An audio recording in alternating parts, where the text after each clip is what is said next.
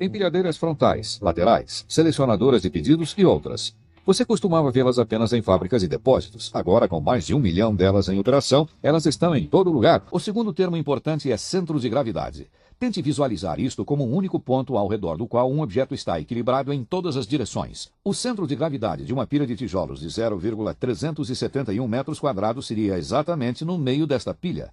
Uma empilhadeira descarregada e imóvel tem um centro de gravidade fixo, mas este ponto muda quando a mesma começa a trabalhar. O centro de gravidade se move para frente e para trás à medida que a torre é inclinada para frente e para trás. Se move para cima e para baixo à medida que a torre se move para cima e para baixo.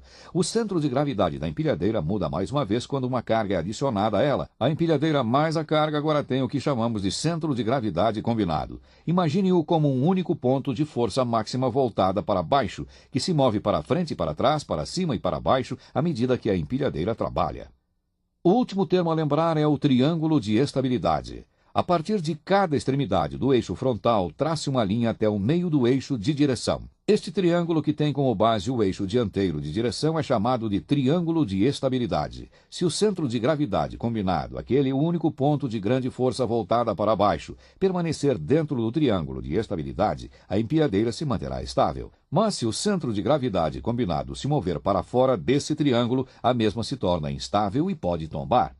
Vamos analisar algumas situações que podem ocorrer quando o centro de gravidade combinado se move para fora do triângulo de estabilidade. Se este se move para a frente do eixo de direção, a empilhadeira tende a se inclinar para a frente. Isto se chama tombamento longitudinal. Algumas ações que podem causar esse tipo de incidente são: inclinar demais para a frente, erguer a torre muito alto, carga muito pesada, mover a carga muito para a frente, descer rampas de frente e parar bruscamente.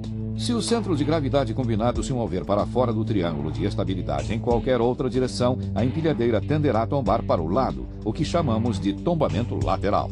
Algumas coisas que podem causar um tombamento lateral são deslocamento da carga para o lado, virar, andar rápido, calibragem desigual dos pneus, pisos ou terrenos irregulares, cargas não centralizadas e elevar muito a torre, com uma inclinação para trás.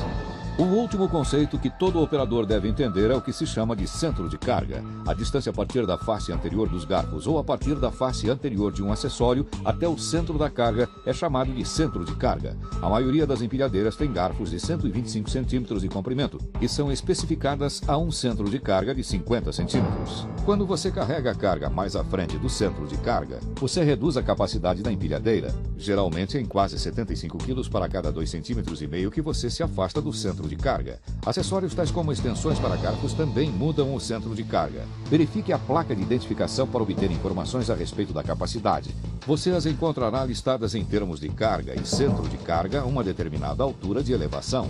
Essa informação é vital para manter sua empilhadeira equilibrada. Parte de seu trabalho como operador profissional é assegurar-se de que sua empilhadeira esteja segura e funcional antes de utilizá-la. Dependendo de onde você trabalha, isso pode ser chamado de inspeção pré-uso, inspeção diária ou inspeção pré-turno. Na maioria dos casos, seu empregador lhe fornecerá uma lista de verificação que mostra os itens e sistemas que você deve examinar antes de colocar o veículo em serviço. A maior parte das listas de verificação de inspeções pede que você primeiro realize uma inspeção do equipamento com a empilhadeira desligada. Depois, você deve ligá-la, checar medidores e luzes e colocá-la em movimento para ter certeza de que tudo está funcionando adequadamente. Uma vez que você acostumar com seu equipamento, ficará surpreso com a rapidez com que estas inspeções podem ser realizadas. Quando for inspecionar a empilhadeira, você deverá percorrer todas as suas partes à procura de danos. Embora cada empilhadeira seja diferente, a maior parte delas apresenta muitos elementos básicos semelhantes que você precisará examinar.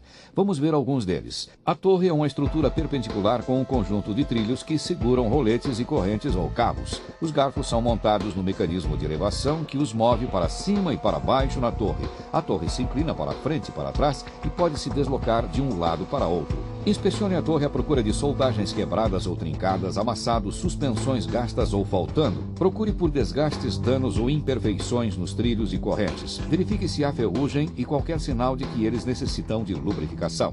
A seguir, inspecione o sistema hidráulico, que eleva e inclina os garfos. Primeiro, verifique o nível do fluido hidráulico. Certifique-se de que as mangueiras não estejam vazando ou rachadas e que os adaptadores estejam seguros. Depois, inspecione os cilindros de elevação e de inclinação à procura de danos ou vazamentos. Por último, examine o equipamento de montagem do cilindro para ter certeza de que tudo esteja ajustado.